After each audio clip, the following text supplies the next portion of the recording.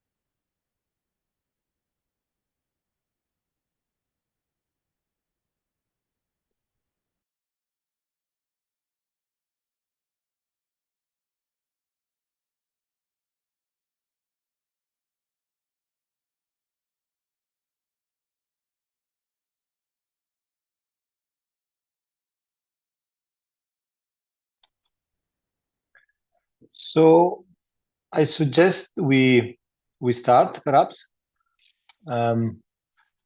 with the short introduction. So as I said, welcome everybody. My name is Roberto Forin. I'm the acting director at Mixed Migration Center, and I will be your host today. So thank you for joining us for the launch of the Mixed Migration Review 25. It's wonderful to see many of you here at the launch, and we see more people joining. This is the 8th edition of our annual flagship report, which we try to use to analyze the year mixed migration dynamic and reflect on what they mean for the future. Before we begin, I would like to thank all the MMC donors, and in particular Denmark, MFA, and the Robert Bosch Foundation for supporting the development of this year mixed migration review. And then, of course, a huge thanks to all of this year contributors, first and foremost to the refugees and migrants who share through ForMI survey interviews their experiences, as well as idea for a more just and equitable migration system, to the essayists and the many interviewees who are featured throughout the report, some of whom are joining us here today in the audience. A very special mention goes to our director, Bram Froos, who is the driving force behind the mixed migration reviews over the year, this year together with Jennifer Valentine, the MMR chief editor, who is also with us and is going to walk us through the MMR a bit later. So Bram will not be with us today because he's currently fully immersed in Napins biberons and probably badly sleep deprived. So we send him our warmest regards. And the final big thanks goes to Chris Allwood, who continued to play a crucial role in crafting some of the most exciting and thought-provoking part of the review. This year, we are excited to announce that the MMR will be, for the first time, fully integrated into our website, make it easier to navigate, explore, access, and share. We are also releasing accompanying podcast episode, so please do follow us on social media and subscribe to our newsletter to stay up to date. So we will now have a look at the agenda. If you go to the next slide, perhaps, Asma.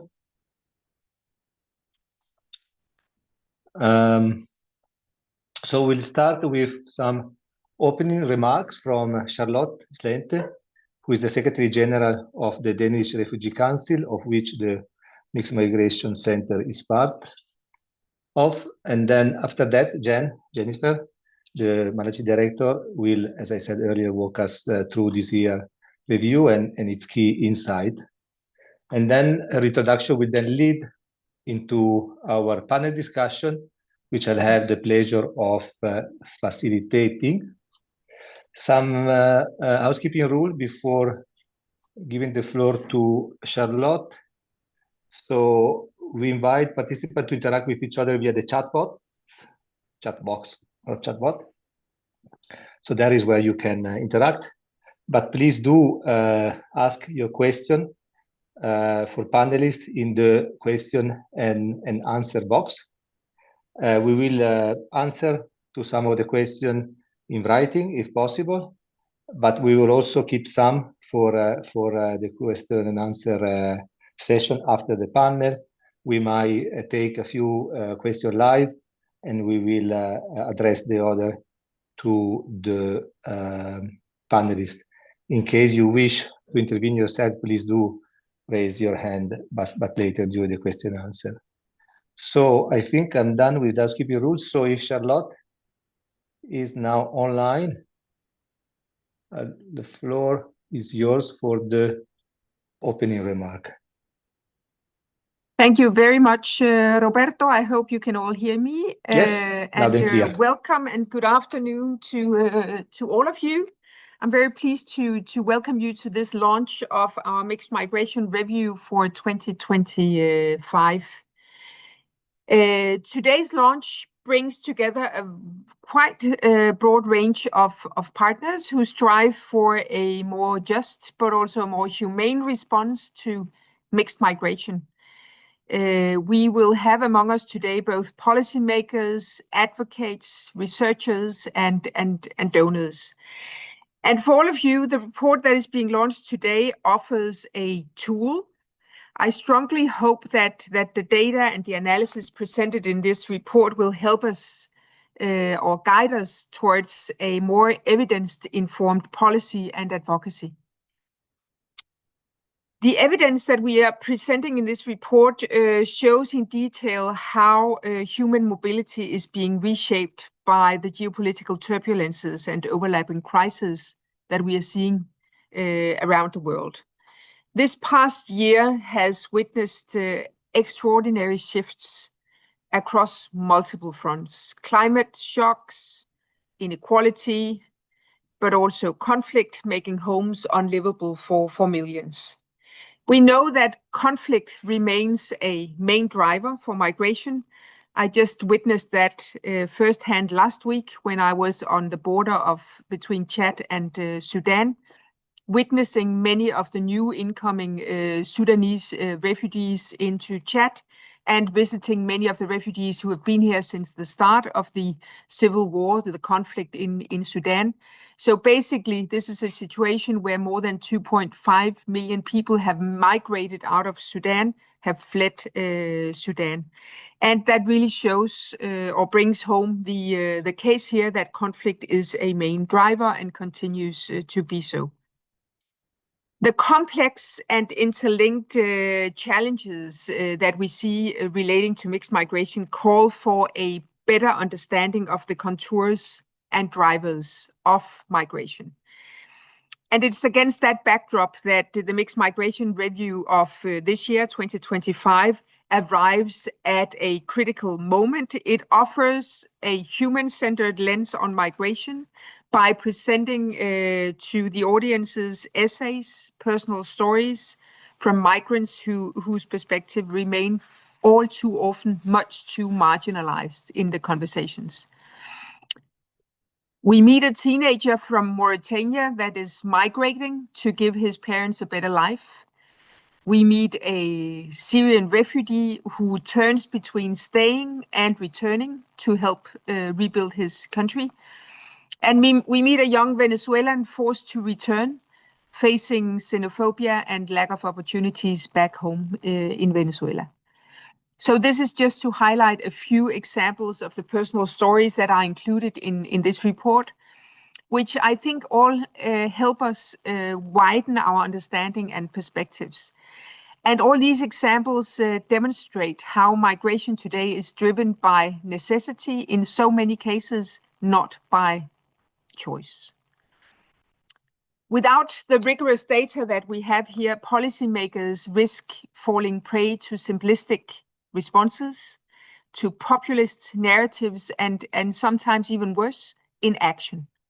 So the reports helps us document also what we call the normalization of the extreme, such as, for instance, border regimes and desensitization.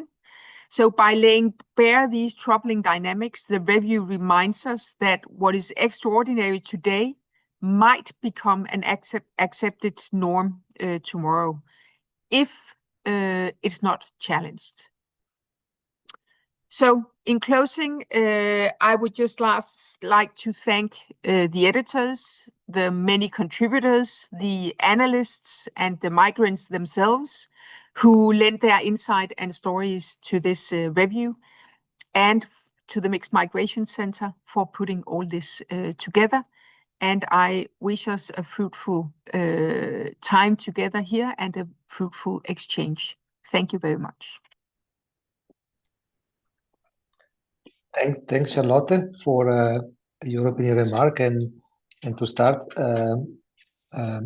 giving us a sense of what is in the mixed migration review. And now I'll give the floor to Jen to continue with an overview of what you will find this year in the MMR.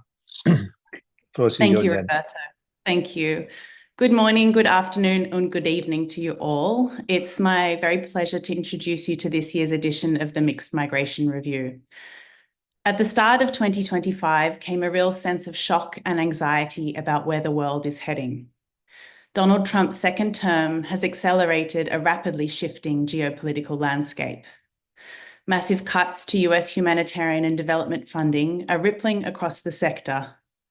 Trade tensions and the erosion of multilateral cooperation are reshaping global stability. Ongoing wars continue and new conflicts emerge. And amongst all of this turmoil are people on the move, refugees, migrants, and displaced communities whose lives are not only being shaped by these forces, but who are also continually being scapegoated through anti-migration narratives. This year's Mixed Migration Review, Migration in the Context of Geopolitical Turmoil, asks how current developments are shaping mixed migration globally and where this current path may be leading us. Throughout the review, we present in-depth analysis, expert interviews, and primary data with the aim to provide a reflective reference point for the wider sector on current mixed migration dynamics at this crucial time. Among the vast amount of content in this year's review are 6 feature essays. One delves into the current and potential longer-term impacts of aid cuts on migration dynamics, and another explores the future of the multilateral system in the context of an unfolding New World Order. Another essay builds on the 2024 Mixed Migration Review on migration politics in the year of elections, where half the world went to the polls. In 2025, a year later, we ask what these electoral outcomes mean for migrants and migration policy globally. And in 2025, despite this rising anti-migration rhetoric, demand for migrant labour remains high. Many destination countries are caught between economic necessity and populist pressure. And this paradox is something we explore in another feature essay on labour migration. In addition to our essays, we showcase interviews with leading migration thinkers from academia, journalism, civil society, and the UN, among others. We also showcase personal stories from migrants and refugees, as Charlotte has already mentioned. Our regional chapters throughout the report highlight emerging migration trends around the world, and a series of thematic snapshots spotlight regional dynamics and also examine global issues such as the Trump administration's recent attack on the UN Refugee Convention. Drawing on more than 6,000 interviews with refugees and migrants, this year's Forum I data section provides unique and clear insights into the impacts of the Trump administration's policies on their daily lives, from loss of livelihoods and reduced access to services to disrupted settlement and increasing xenophobia. Through this year's review, we also showcase the 5 winners of our Emerging Perspectives Prize. This competition highlights essays from young migration writers and thinkers from the Global South, offering important and often sidelined perspectives. So as 2025 draws to a close, the outlook for global migration governance is unfortunately increasingly bleak. Policies are hardening and harsher measures are becoming the norm. Migrants and refugees are too often framed as security threats rather than people with rights. Since 2019, the Mixed Migration Review has tracked what we call the normalisation of the extreme, which is the gradual acceptance of ideas and actions that were once considered unthinkable. Today, those boundaries are shifting faster than ever.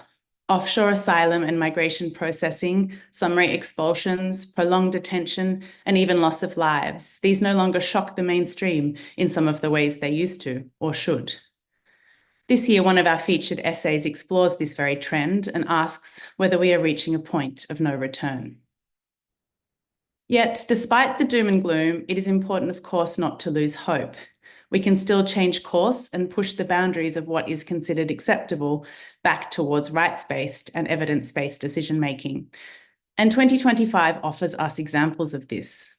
As this year's Resisting the Extreme section shows, resistance is not only possible, it is happening.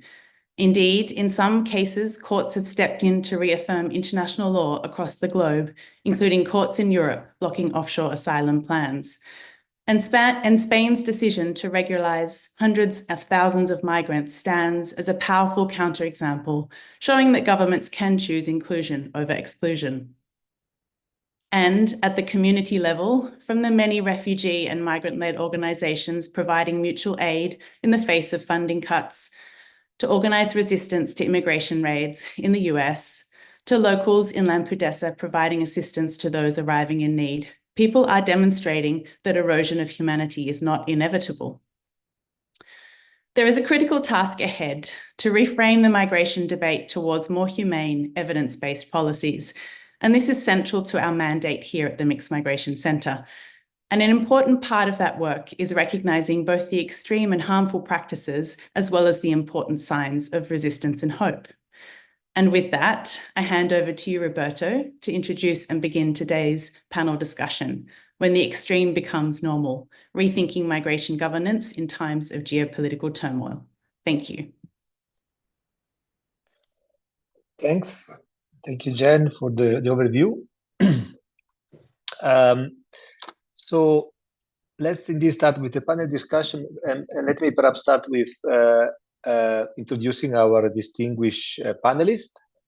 So we have, I think she has joined us in the meantime, Jacqueline. Yes, we do. Hi, Jacqueline, sorry.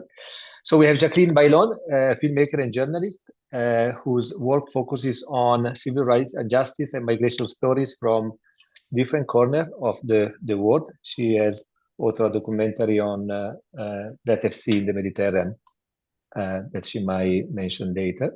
Then we have Catherine Woolhard, is adjunct professor of law in Brussels, former director of the European Council of Refugees and Exiles, ECRE, from 2016 to 25. Hello. Then we have Pedro Rios.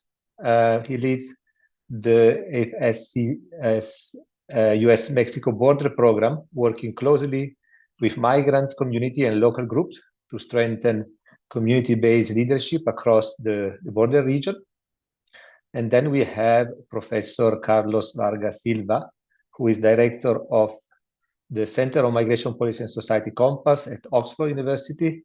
His research focuses on how migration intersects with labor market and public services, with particular attention to how policy shapes these dynamics.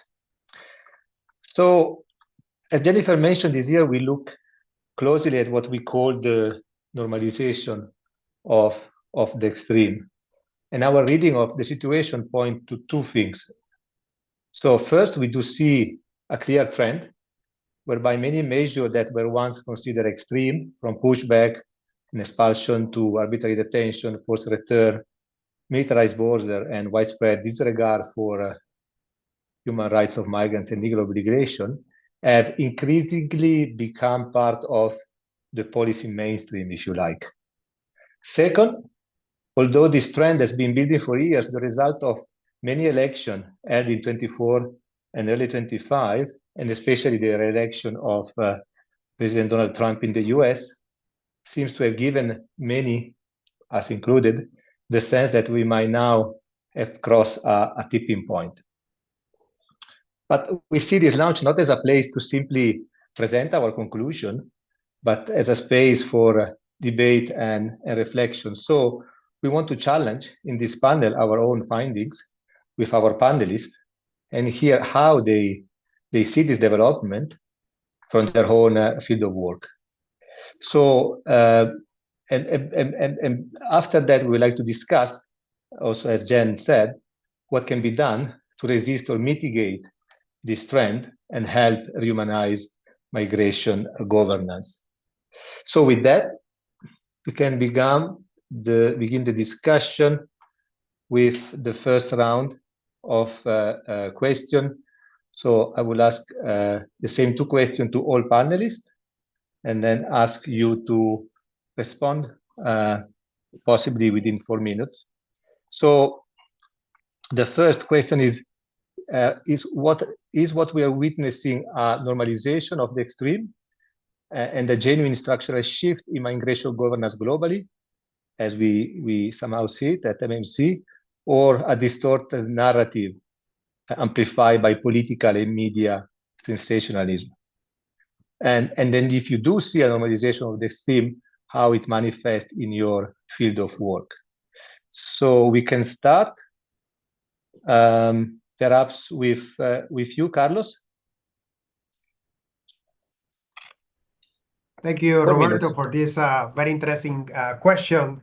I do think that there's a normalization of the extreme occurring, but I think there's 4 potential caveats that we want to add to that statement.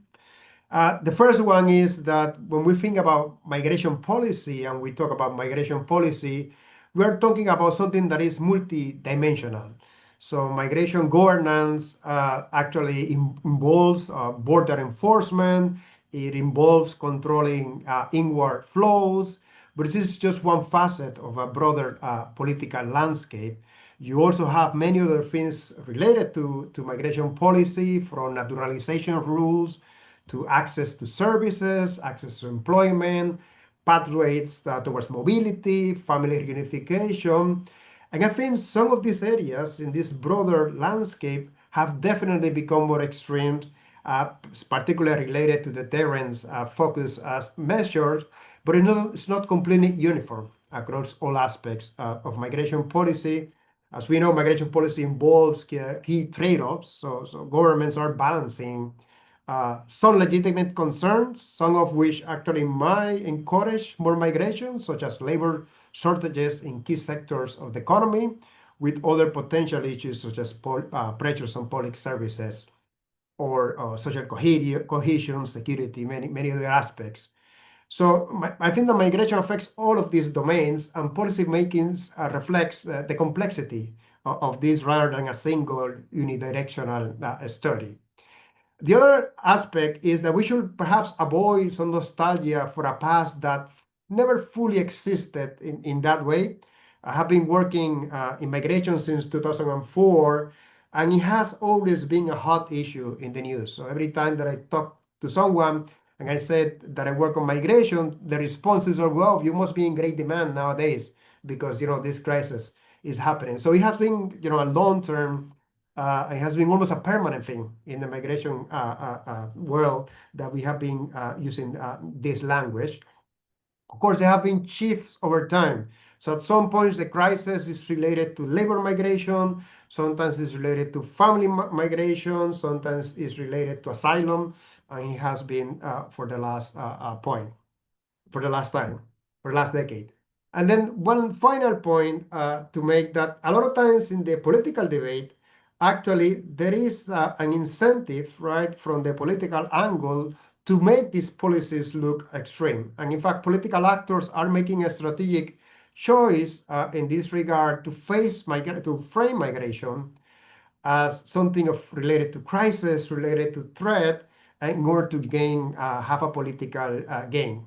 If the purpose was to slow migration, stop migration, there are a lot more constructive ways of doing that in the first place and better policies for that. So the point is to gain a political advantage. And for me, that is the real risk, because if the current policies become normalized and that extreme becomes normalized, then in order to have a political gain, you have to become even more extreme later on. And my concern and my worry is that if these things are normalized, these measures become baseline expectations almost of how to deal with migration, and there's more pressure and more incentive to go even beyond what we have at the moment, which will be very dangerous. Thank you.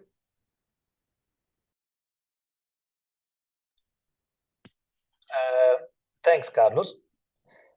I'll not try to summarize, and instead, as I took note, so we can get back to this a bit later. Go with the next, whoever, Katri, perhaps. Great, thanks so much. Congratulations also on another excellent MMC review. From my perspective, I'm not sure the extremes are being normalized. I had three reactions when reading the review. First, there was never a golden age when refugees were welcome. The report refers to Schengen as a turning point. But before Schengen, we had in Europe the 70s and 80s, which were a time of open hostility towards refugees and immigrants, and a time when racism was read by millions in their daily newspapers. And that was also an era where politicians who were 95% male and white would openly express prejudice as well. In the 1990s, refugees fleeing ethnic cleansing in Europe faced hostility and political panic. So, in addition, thinking about more recent future, the suggestion that what we hear today was unthinkable in 2019, which is an assertion made in the review, I'm not sure that's true.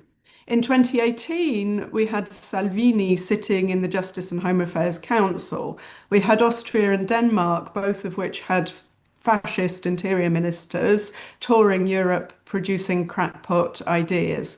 Now, none of that is good, but I underline it just to emphasize that some of these are perpetual struggles that we face throughout history.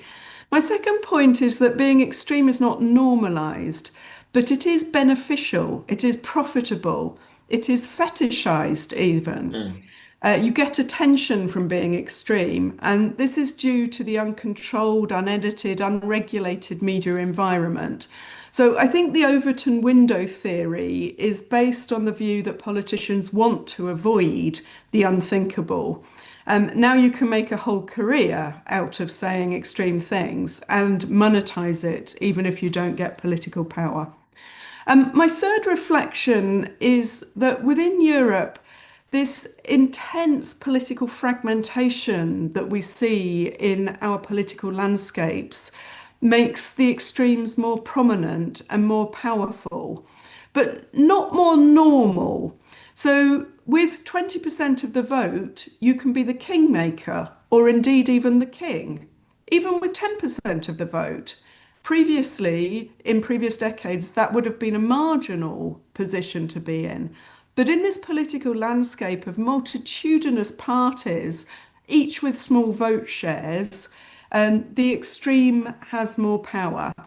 Now, public opinion as a whole does not support these extremist views, despite what's represented often. But mobilization of a vocal, hostile minority is easier. So you can say what is unthinkable to the majority, but gain power. And I think the cowardly and self-defeating behavior by mainstream parties and by technocrats does not help in this. So I don't agree with all elements of the conceptualization that the review puts forward, but I would certainly support the conclusion that we need multifaceted resistance in many of the ways that have already been described, but with a basis in the understanding of the complexity of the trends.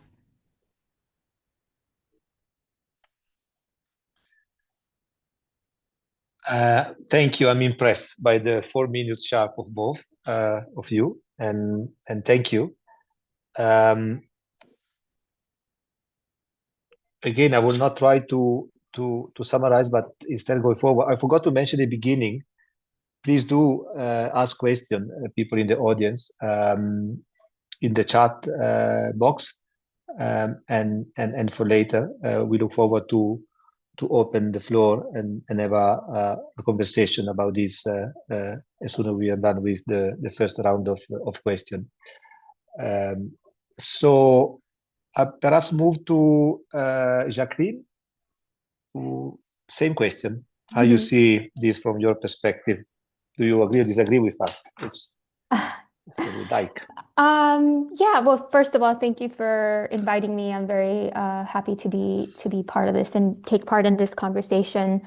I'm coming at it from reporting and filmmaking, and what I feel and what I've noticed is that what once felt exceptional in migration contexts is now basically treated as routine.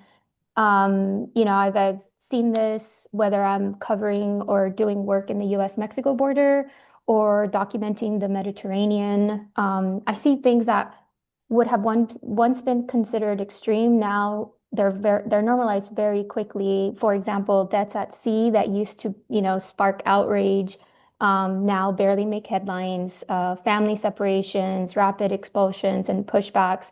All of these things that were originally framed as emergency measures, I feel like we kind of are like, oh, here's, it's happening. It's just we're no longer surprised. I see this very clearly happening right now in the United States with ICE, the way ICE is treating immigrants, the detentions, sending them to El Salvador, sending them to Guantanamo Bay, like it's, I don't understand how we're not why there isn't more outrage when all of this is happening. And all of this is happening so frequently with so little accountability. And it just feels like this is just like part of everyday landscape. And I think for me, the speed of normalization is actually quite concerning. Yeah, so I see this a lot happening in also even, including the media, so which is what I'm a part of. And I feel like oftentimes everything is reduced to sort of just numbers. And instead of actually trying to figure out who these people really were, and who they've left behind. Yeah, so for me, the normalization of the extreme is when suffering becomes expected, and when we stop asking how we got here, and when people living through it sort of become invisible. So I'm hoping that, we can address some of these issues and talk about all of this during this call.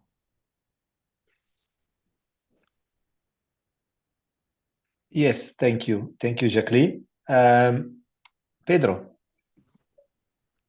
Thank you so much, Roberto, and I want to also extend my appreciation for the invitation to be on this panel, and it's an honor to be with my fellow panelists here. Regarding the question about whether we're witnessing a normalization of the extreme, and to the extent that there are structural changes that are taking place that I would qualify as being generational. That it doesn't necessarily, from the context of the United States, Donald Trump doesn't necessarily have to be president to have a generational impact in terms of some of the structural changes that have been made. And together with the distorted narrative that gets presented and amplified by political and talking heads in the media, I would say that both depend on each other. This notion, though, that whether extremism is being normalized, I would say really depends on a history of violence being normalized. So violence has been normalized now within the modern context of how immigration enforcement is conducted in the United States now for roughly 30 years, when the U.S. Border Patrol in the mid-90s adopted a strategy known as prevention through deterrence. And it's these deterrence mechanisms and deterrence strategies that impact how policy is framed, and where we have not really accounted for the devastation of the impact of human rights, the lives of migrants who, excuse me, are crossing through the US-Mexico border, and in the hundreds perish on a yearly basis. And there is no significant impact in both in how policymakers address this tragic phenomenon, but also in how the media treats it. We don't know the names of the people who perish. We rarely know from where they come from, and we hardly even have a notion of what their lived experience has been as migrants. And so when we have groups that are out in the desert or in the mountains in the San Diego region that are looking for people that are lost, and when they find the people that have perished out in the mountains, it's with little regard to what their experience has been like in terms of why they felt obligated to migrate, and what led them to this tragic end. The normalization of the extreme, then, from my perspective, does get manifested both in how narratives shape and have a tendency of criminalizing people, and at the same time, these perspectives go unquestioned, and where state actors now have much more commitment towards acts of violence. And in the United States, more recently, we have been focusing a lot on the presence of ICE in the interior communities. But in reality, it's not necessarily just ICE. It's the U.S. Border Patrol that has been leading these violent episodes across the country. What we see in Los Angeles County and surrounding counties in Southern California, recently in Chicago, and now in North Carolina, these are events that are being led by the U.S. Border Patrol. And to the extent where the new Trump regime is not necessarily finding that ICE is doing enough, now there's a prospect that U.S. Border Patrol agents will be replacing at least half a dozen top district directors of ICE. And so the mandate will be what we have seen historically take place in border communities. This normalization of violence is being internalized into parts of the United States where, as a colleague will say, the bordification of enforcement is taking place. So as we have seen, and those of us that work on migration issues understand what border externalization is, where border policies get extended and adopted by other countries, and other countries start mimicking these very dangerous border policies. We also see that taking place in the interior of the United States, with border policies then getting adopted, and where in fact it's the U.S. Border Patrol and its agents that are committing these violations of constitutional protections. And in fact, the head of the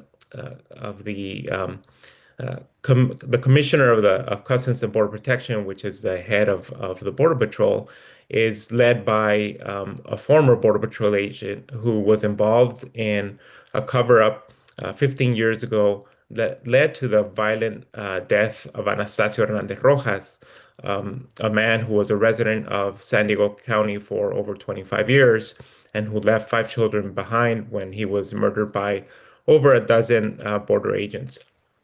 So I'll stop there and just end by saying that while there is a lot of nuance in how the enforcement policies are taking place and the impact they have to communities within the United States, I think there's also a lot of important generalizations that we can take to address this question about how extremism is normalized, but that really depends on how violence has been normalized now as a matter of conducting enforcement policies for several decades.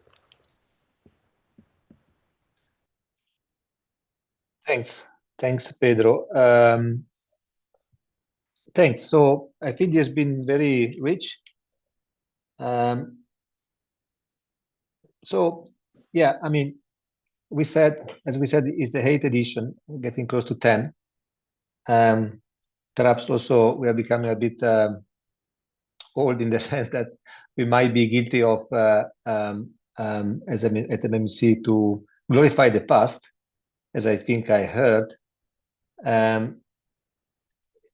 Even though, and because we mentioned in the essay, what we have been observed is that in some area, like the area you mentioned, perhaps racism to an extent, perhaps civil rights in general, we see a trend that goes more or less in the right direction, at least in some countries. Whereas in the area of migration, at least what is put forward seems to be going steadily in another direction. I heard still, extreme becoming baseline, Carlos. That's a bit also our sense, which is normalized. Catherine, the issue of the link between showing ugly face and political gain, if you like, whereby looking at stuff or tougher than the others bring to electoral result. We definitely see this as part of the picture. But then, as you also said, we see also mainstream party then adopting similar stance. And then something that yesterday was just part of showing ugly face become policy. And so this we see as worrisome. I think, Jacqueline, you also mentioned something about numbness of the public getting used to suffering of migrants to an extent, and then it's very difficult to send shockwave through media. And Pedro, I think, the point, if I understood well, that even for the current administration is not extreme enough. I'm a bit disappointed that it cannot be even more. So the point I'm trying to make is, I think that while with different views perhaps on how we can define this as a normalization of the stream or not, we seem to more or less all agree that there is something that will need to be addressed. And then I think is what take us to the next round of questions, which I will again ask you to keep short, unless someone want to respond to someone else or quickly to what I just said. We can also do that very quickly, or we can move to the next round of questions. So the next round of question is, about exploring solutions to the problem that we have identified, or call it resistance in certain case. And so I will again start with you, perhaps, Carlos.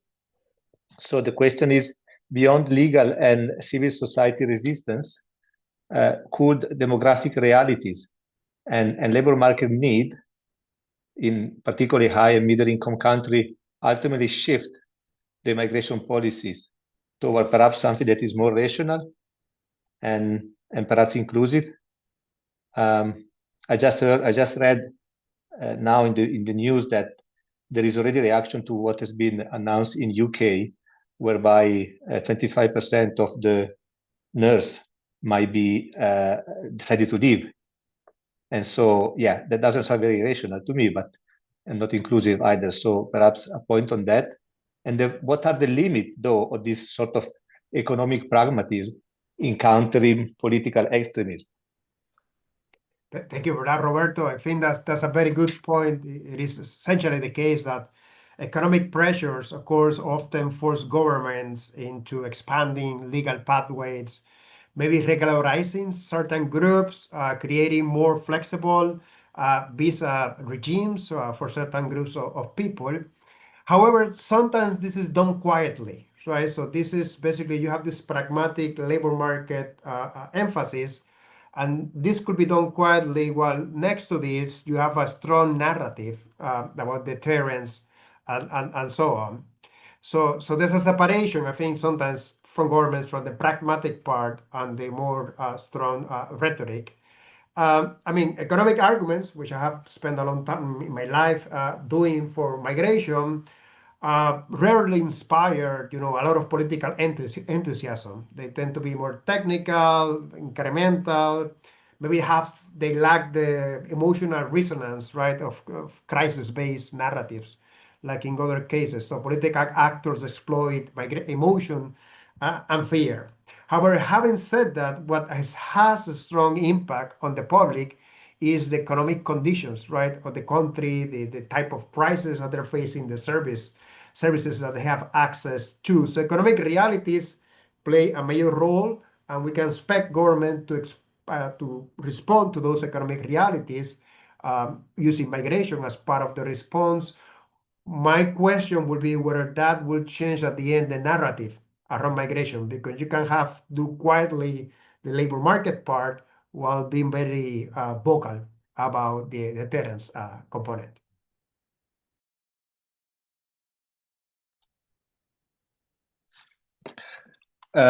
Thanks.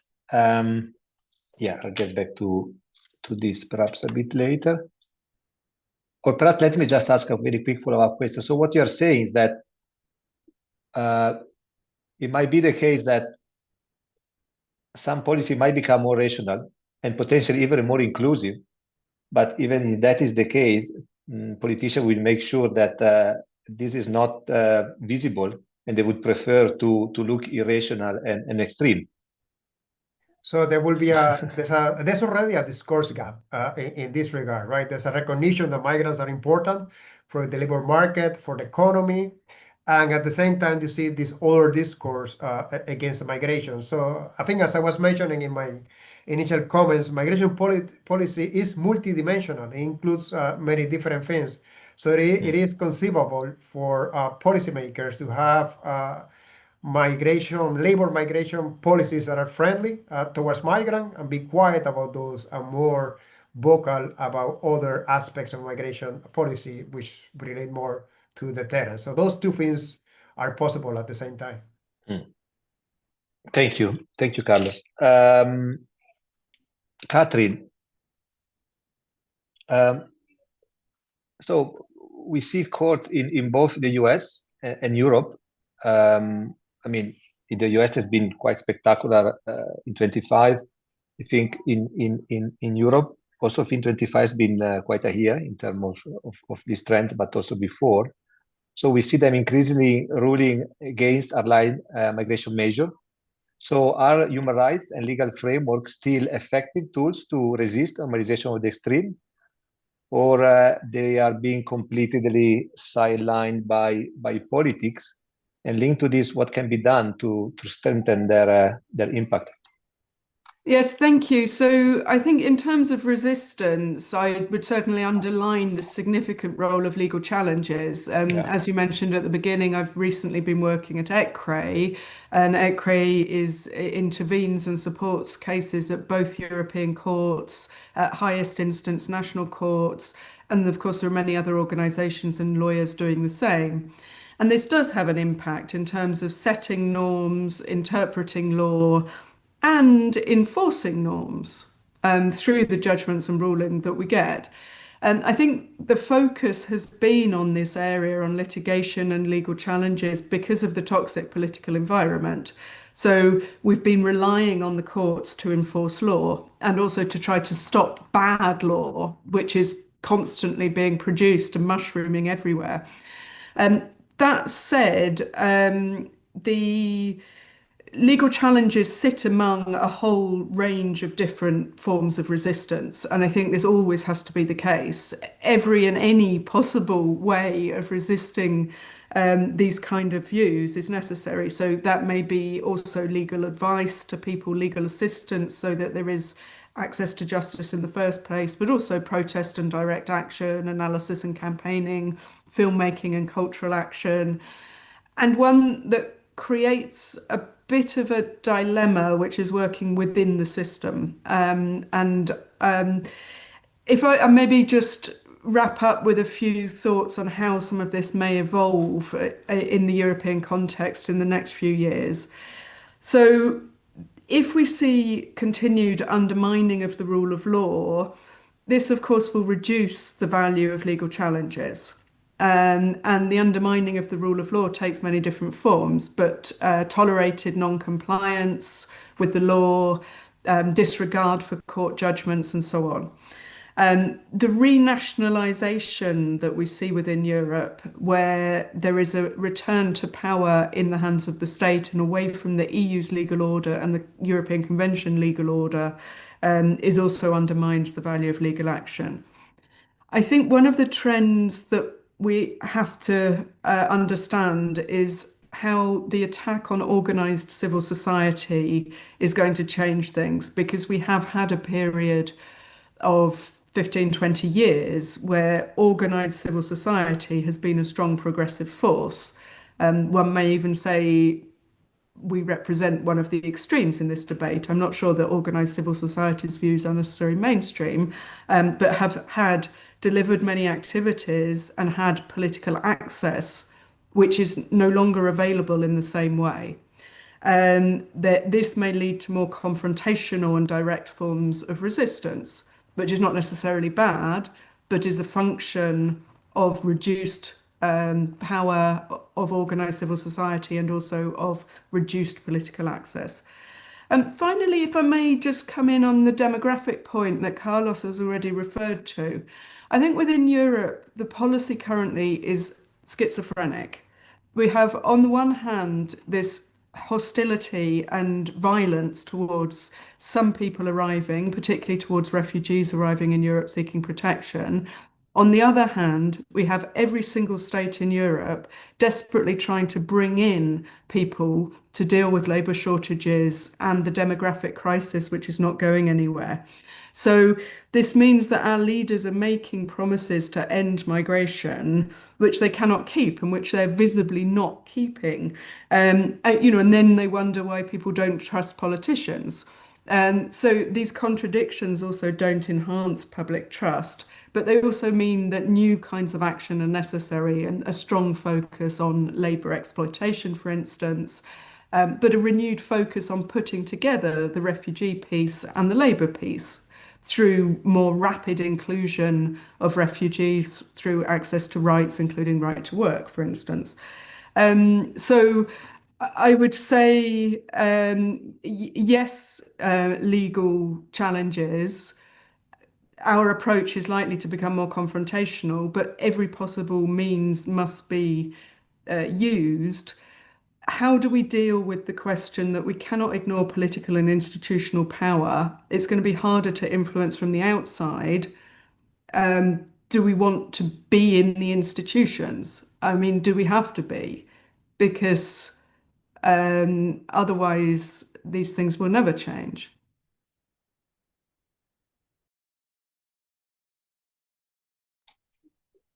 Thanks.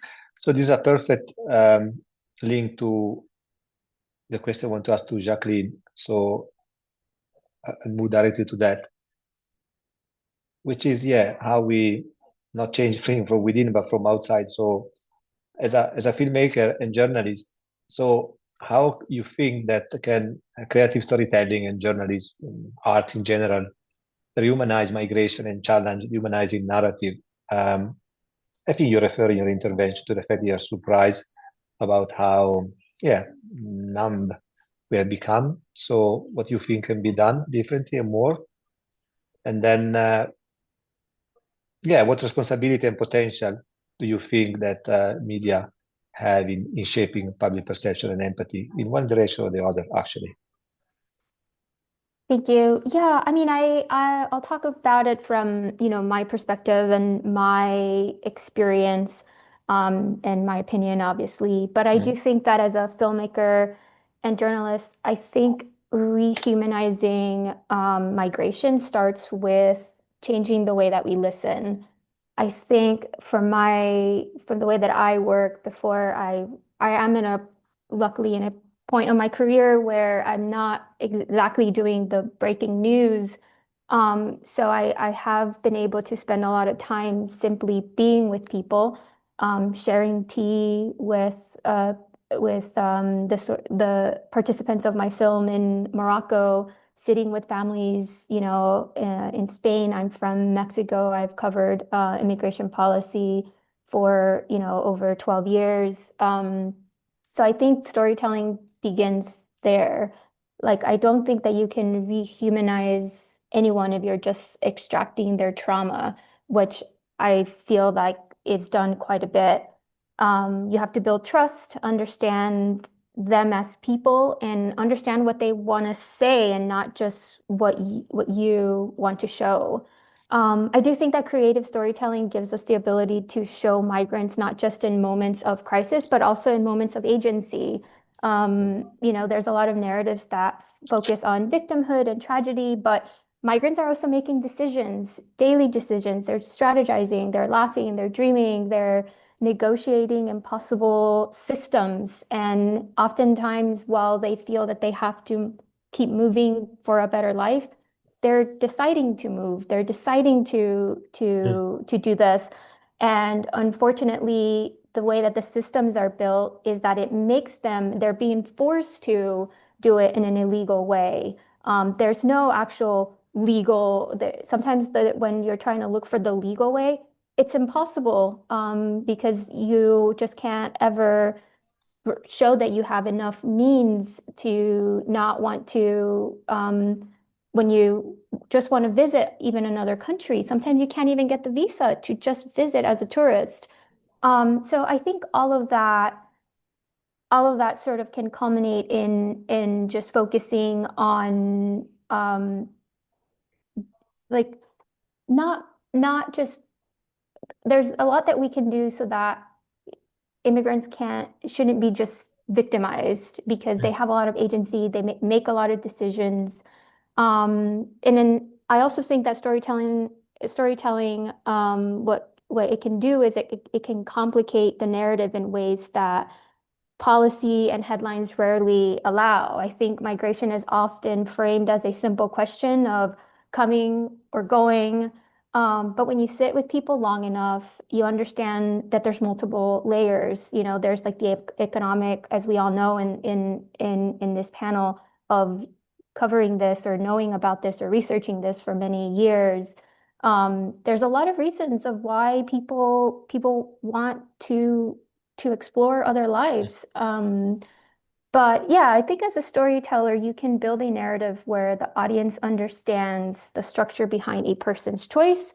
And then once you see the structure, they're less likely to blame the migrant and more likely to question the system.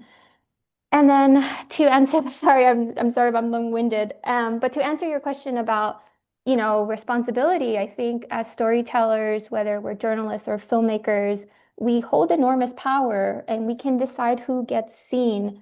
And the truth is that many groups are oftentimes underrepresented or misrepresented in migration stories. So I feel like I'm very conscious of not reinforcing stereotypes whenever I am working, doing this work. And that means being very careful with imagery. It means not lingering on like the suffering for the sake of the drama. And, I constantly ask myself, I'm a filmmaker, so is this shot, dignifying the person? I mean, am I saying something accurately? Is this reducing them to their pain? There's also always an internal check that is part of the responsibility. So yeah, I think storytelling can challenge dehumanizing narratives by reclaiming who gets to define a migration story. And I feel like too often it's the governments, it's the politicians or the commentators who are shaping the narrative. And I feel like filmmaking and journalism really allows for migrants themselves to shape the story. And when you give people the space to speak in their own voice, that is basically one of the most powerful forms of resistance to dehumanization. Thank you. Thank you, Jacqueline. In one of the interviews that we conducted for the Information Review this year, we interviewed Elena Maleno, who is CEO of Caminando Fronteras. She actually made a point that I found very powerful in its absolute simplicity. Simply say that we tend to forget that migrants are also people that meet other people when they're on the move. They stop at places, they drink beer, they get to know new people, fall in love.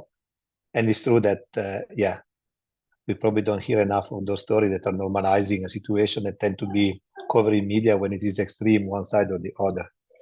Anyway, Pedro, And we have questions from the audience coming, so we'll get to this now. But Pedro, first, we want to hear from you as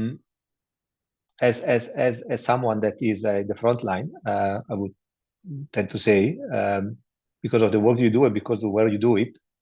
So from your work on the US-Mexico border and in cities in the US, what responses from civil society, grassroots group, or local authorities show the greatest potential in resisting the dehumanization, I think we can call it this way, of migration policy?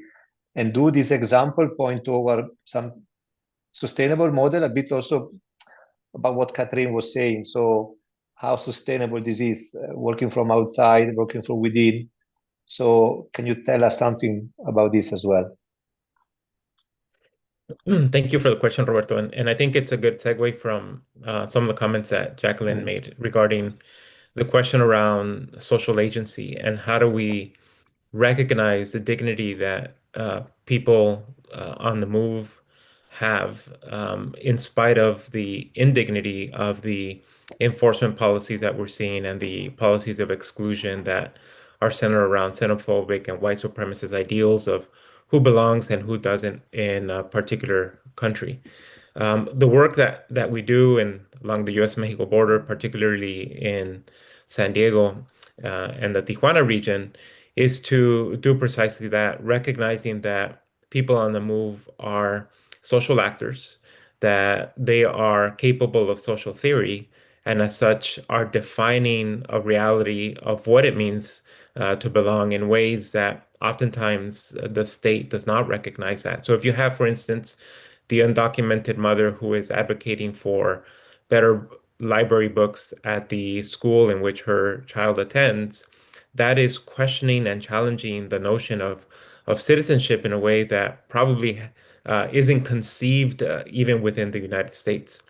The work that we do on the ground primarily is to inform people of what their rights are, what their basic constitutional rights are when interacting with immigration agents. But with that, it's also a process of training people so that they're capable of also sharing that information with other family members, with other colleagues at work, with other people in their circles, so that they, in that way, become social agents, and they are then expanding the ability to inform themselves and their community members about some of the challenges that they're facing. Much of the work more recently has been in pushing back against the immigration raids that are conducted by ICE and by Border Patrol.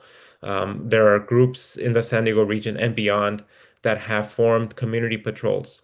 And these are oftentimes made up of migrants themselves that are surveying their community in their early morning hours to spot whether there's an immigration enforcement raid taking place, with the purpose of not only um, um, informing people of what their rights are, but also defending those rights, asserting their rights by being active in their community.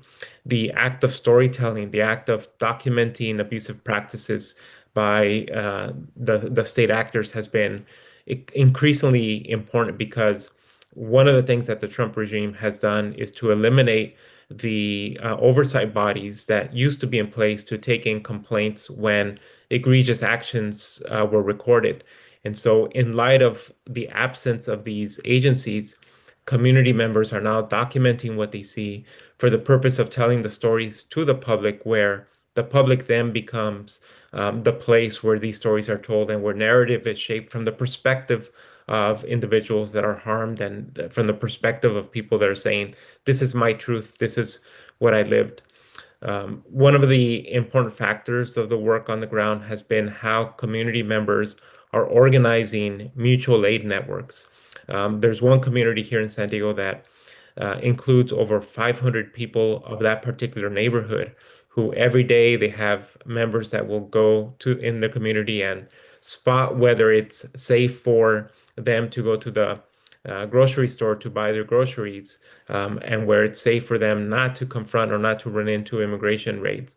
And so it's this communication and these mutual aid networks that also showcase how the state does not necessarily have a basis from which they can support people who are in a much more vulnerable and precarious situation.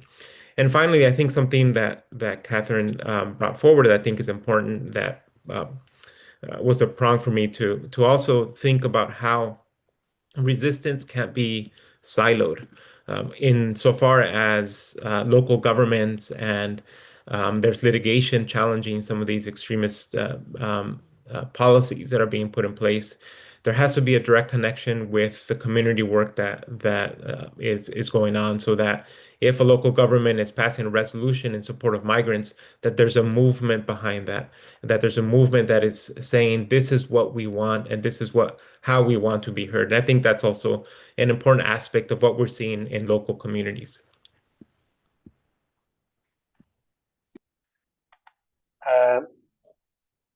Thank you, Pedro. Yeah, what I was reflecting as we were speaking. So basically, the complexity of building something different while you try to defend what you just built. And yeah, this seems to be a bit of a difficult balancing act, and probably the situation a lot of people find themselves confronted by. So thank you. I'd be tempted to go straight into a couple of the questions that audience has asked. So I'll start with one on evidence, because somehow it's something that is dear to us as Mixed Migration Center. So the question is, how can we align these stories, I guess, stories of people better in order to make an impact in the places where policy intervention are made?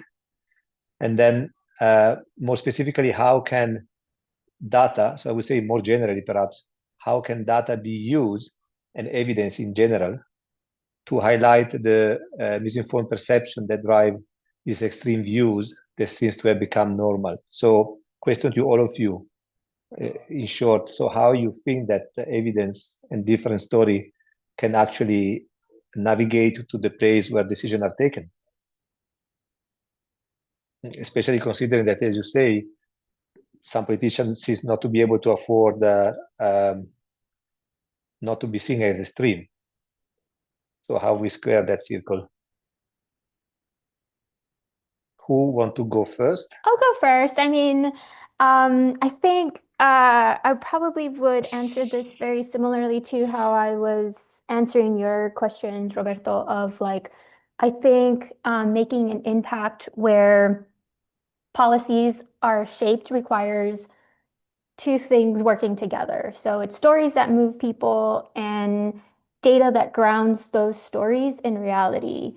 One without the other, I don't think is as effective. So I think as storytellers, we can humanize migration by bringing forth people's voices, their motivations and lived experience, but then to reach policymakers, people who are often operating in a world of numbers, budgets, and electoral pressures.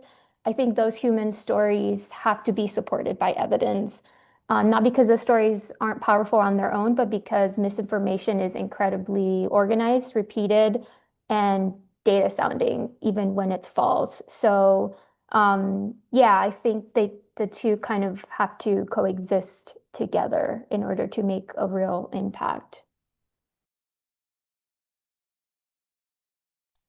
Thank you. Anyone else?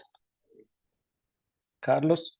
Yeah, can I just add something? I mean, an example of something related to this with regards to data and the misuse of data.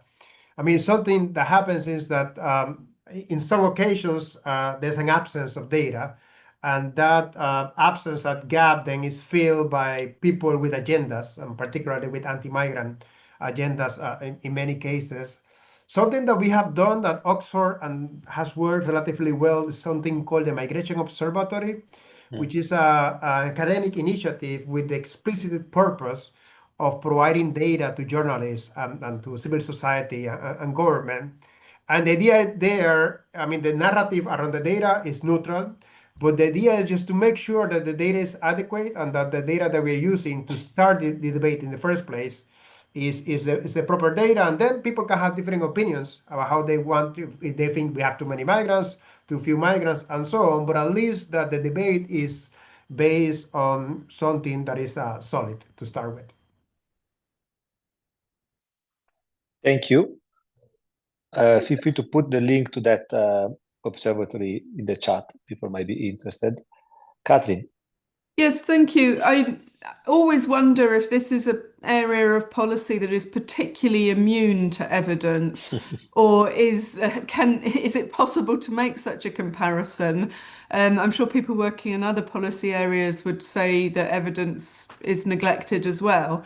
But nonetheless, we have to insist with it because it's not acceptable that policy is just made on the basis of prejudice and beliefs and frankly, nonsense half the time. And so that is, I think, also one of the sort of perpetual struggles in this area that we constantly have to come back to. And in terms of balancing hard data evidence and people's stories, I think it comes through what Pedro was describing, for instance, is the fact that people become actors themselves directly. In these policy bubbles, which Brussels is, there has at times been a risk that people with direct experience are present only as storytellers, and that I think is also a problem. So, for instance, for ECRE, we tried to make sure that at every level, from board members to advocates to experts in meetings, whatever, people are represented in that way, and move away from the idea that there is the debate and then there is the story from somebody directly affected. The question of sort of presence in all roles. And finally, I wanted to come back to this question of dehumanization and hearing the other speakers. Of course, this idea that you've put in the questions as well about rehumanization is crucially important because this violations and terrible treatment is based on seeing people as less than human. But it also strikes me that politicians and others who engage in this hateful rhetoric also become less human somehow. So we've gone from a stage where there was the politics of deterrence, as has rightly been mentioned by the others, to one that became performative cruelty in order to even deter people further. And that tips over now, perhaps always was the case, into sadism sometimes.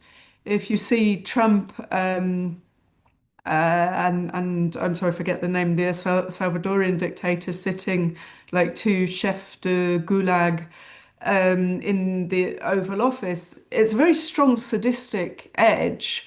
And this dehumanizing of leaders, but also of the state and the institutions of the state is something to tackle too, somehow.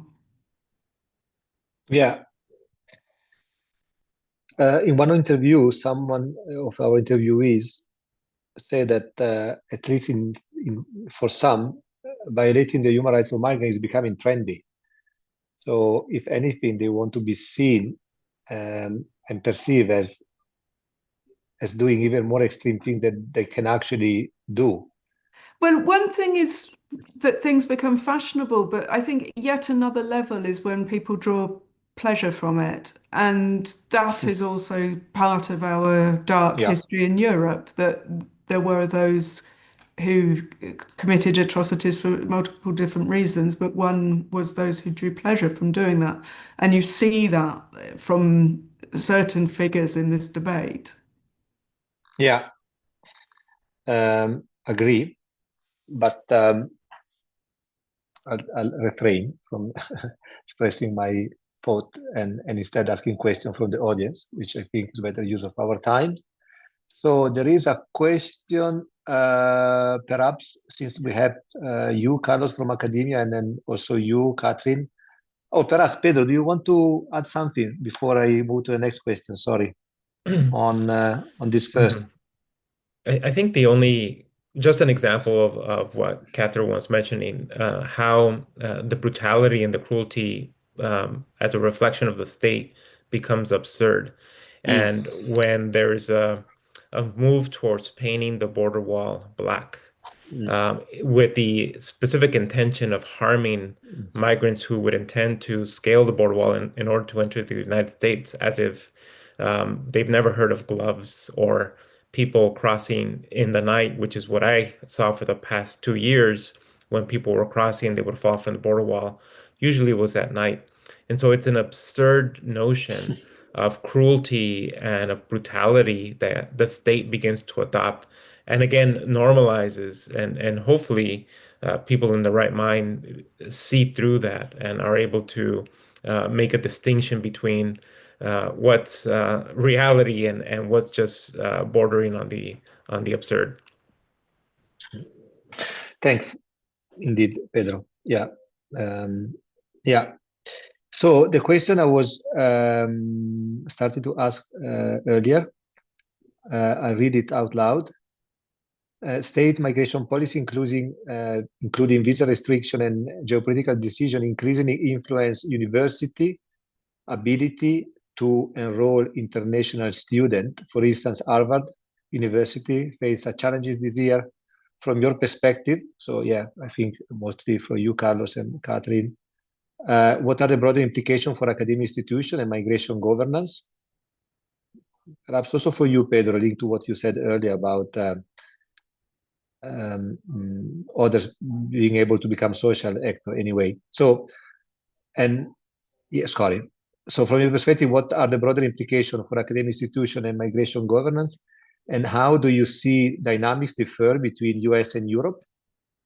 And finally, important, the resistance part. Do you see any alternative model or framework that could better reconcile state interest with the need for academic mobility and knowledge exchange? So you want to go first, Carlos? Yes, of course. That is a great question. And of course, I'm less familiar with the US case, but for instance, in the UK, I'm teaching in a master's program. And recently, the government changed the policy so our students, for instance, could not be accompanied by family members, by children, or by a partner.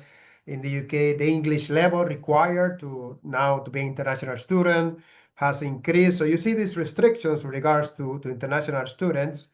And it is very strange to understand why. First, because there's no public call for this, right? There's no a big call to oppose international students. Moreover, international students, in economic terms, this is an export. Basically, you're selling a service. Somebody is coming to buy that service to your country. And at least in Oxford, we charge a lot for that service. So you're paying a lot of money. So it's a big income for the country. You're actually subsidizing domestic students with the money from international students. Once those students graduate, if you have a pathway for them to remain in the country, that's human capital that you gain.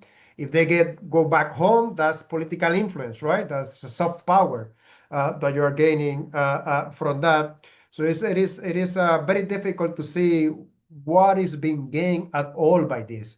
It's different. I mean, when you talk about, let's say, the labor market, and you have workers, and you say, well, these workers are displacing local workers. I mean, that's the evidence doesn't say that, but you could make that argument. That is not the case with international students. They're not displacing anyone.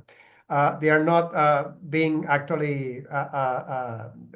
They're not actually taking money away from the country or being an economic burden. To the contrary, they're paying a large amount of money. So it is very difficult to see what is actual. There's no economic gain, and it is very difficult to see any political gain in these issues, other than going against universities or the academic sector because of other types of political beliefs. Thank you. Anything you want to add, perhaps, Catherine or the others? Okay, so perhaps I'll now give the floor to Nicholas Mikinski, who is the author of one of the essays in our Mixed Migration Review this year, The Erosion of Migration, Multilateralism, and the New World Order, to ask a question to the audience. I guess linked to the essay he authored. Nick, can you speak? Apparently, you cannot. Okay, then while we try to fix this, we continue with the question. There were a couple of good questions. So perhaps one on it's a bit Eurocentric, but not really. I mean, it referred to Europe in the question, but I think can be expanded. So, how do you see asylum in 26? Will it be redefined? Do you think that, or do you think that the 51 convention will? The question say prevail. I would say hold. And how do you see the recent UK proposal to restrict asylum based on Danish policy? On this, I will draw your attention that in the MMR there is a thematic snapshot specifically on the latest development in terms of questioning and proposal to reopen discussion on the refugee convention, indeed, which has been floating for some time, but put forward officially at the last General Assembly by the US. Anyway, the question, Catherine, so how do you see things in the area of asylum? Will the 51 Convention survive, and what the UK and Danish policy are telling us on this regard? So if I may come in response to that, there's certainly a concerted attack on the 1951 Convention coming from many European states. Whether or not it survives, I think, will depend on what happens in the countries beyond Europe, and whether there's a defense of international law there as well. There is sometimes this perception that international law and international human rights law, of which the Refugee Convention is a part, that this is a European invention. International law had contributions of thinkers, statespeople, leaders, activists from all over the world. So it's not Europe's decision as to whether or not a cornerstone of the international legal system, such as the Convention, survives or not. Where the European states have had power is to reform EU asylum law, and the new law that comes into full application next year is certainly more restrictive and will have make it more difficult to get for people who need protection, who are entitled to protection, to receive protection in Europe. But nonetheless, the context won't change in the sense that there will be more and more people arriving to seek international protection just because of the global instability, and a small proportion of those forcibly displaced people arrive in Europe. The numbers are perfectly manageable for Europe, but instead we have this constant political crisis. I think that some of the concerns I would have also are that some of the factors that drive displacement are really growing. And Charlotte mentioned the question of conflict at the beginning. Since 2010, every single year, there are more conflicts taking place in the world. And that trend continues. And then we have, of course, increased authoritarianism leading to persecution. And I feel particularly concerned about the militarization that is taking place within Europe, which will ultimately lead to more displacement one way or another, rather than making us safer. So in that context, states at some point will not be able to avoid managing the situation. So we may see a time when the attempts to erode international law and EU law are then replaced by pragmatic working together in a collective way, because the supposed objectives of preventing arrivals just never will work.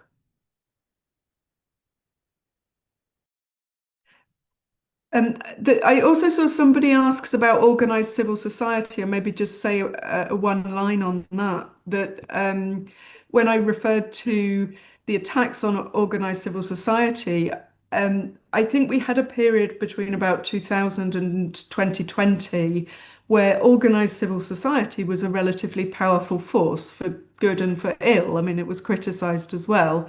Well-funded, with significant political access, and carrying out multiple different activities, including some activities previously carried out by states and by international organizations.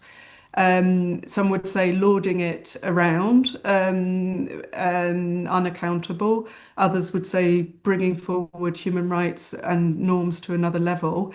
But in any case, I think the backlash against that model is working completely, and we will see an end, or certainly an erosion of that form of civil society. What will replace it may be something that is more confrontational, more activist, different in different ways. But resistance there will be, that is for sure. Yeah, I feel the notion of having to be a bit more sort of open when thinking about resistance, and also looking outside of Europe, outside of US. I think it is an important perspective that we try as much as possible to amplify in the MMR, also through the emerging perspective, which are essays from a young author coming from Global South and living in the Global South and studying the Global South. Which I think is not enough at the center in the conversation. So thanks for reminding us of that. Anyone else would like to intervene at this point? Pedro, you've been. Carlos. I wanted to point out that I put a link to a paper about the Danish policy that the UK government is following, and how detrimental this policy was to those people that gain asylum later on. So it had long-term consequences for the children and so on. So there's a strong economic evidence of the damages that these policies can actually do. Thank you, Carlos. Pedro? Yeah, just very briefly, that question around the prospects for asylum in 2026 in the United States applies very well. I believe that the United States has essentially turned its back on the promise of never again, a post-World War II perspective that people seeking asylum or seeking some sort of refuge from harm would not be turned back. We're seeing the complete opposite, that the premise of that idea and the promise that the idea presented no longer applies in the United States. Asylum is practically nullified for people seeking some sort of refuge from harm. Okay, it is now 3:30, so time is up. I will be tempted to, in the 45 seconds remaining, asking you, all panelists, if you want to sort of give us a last thought in the area of resistance and as a call for action, what you think that we could all do individually to try to improve the direction that things seem to be going. But you have to do this in 10 seconds each, if you can. So, Jacqueline? I don't want to go first. Okay, and someone want to go, because otherwise we can also. Shall I kick it off and then give a seat to my fellow panelists to wrap up?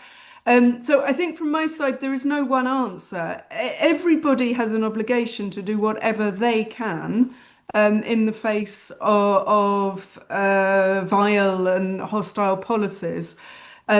Those policies, those ideas, those proposals, be they the Danish model or the UK model or the 1930s model, none of it is new. And there was resistance before and there will be resistance again, but in multiple forms. Thank you. Anyone else? I would echo similar statements that resistance has to be an all hands on deck situation, and we have to not operate in silos, look at where our strengths are. People should plug in a local setting in order to have local impact, and I believe that's where we might be the most successful in pushing away what, as many have described, the authoritarian ideas that are leading towards fascistic tendencies in governance. Perhaps from my part, just to say that, I mean, for me, this is a political process. And it's all about politics. As long as it is politically attractive to have this kind of extremist policies, you will have these policies. So at the end of the day, the whatever battle or fight there is has to be done in the political arena. And I agree with everybody is basically what I wanted to say, or why I wanted to maybe go last. But I do think that deterrence won't end migration. Migration is not going anywhere. And the only way that we can maybe end cruelty is by having collective resistance. So thanks. We're out of time. I will not try to summarize, but I think that has been a very rich discussion. Thank you to all panelists. Thank you to the audience for the question, for their comment. It's a conversation that has to continue. Obviously, we haven't yet solved the problem that we've been examining, but I think that we have perhaps understood a bit better, also through the eyes of different disciplines. And then I think that there were some interesting good food for thought when it comes to trying to reverse a bit the trend. So thank you. Please do check the MMR online, and then if you want a copy, write a message, and we might want to send you a copy. But you must know that it's a heavy gift. So thank you all for your time and patience. Good night to some, and have a nice day to others. And thank you again.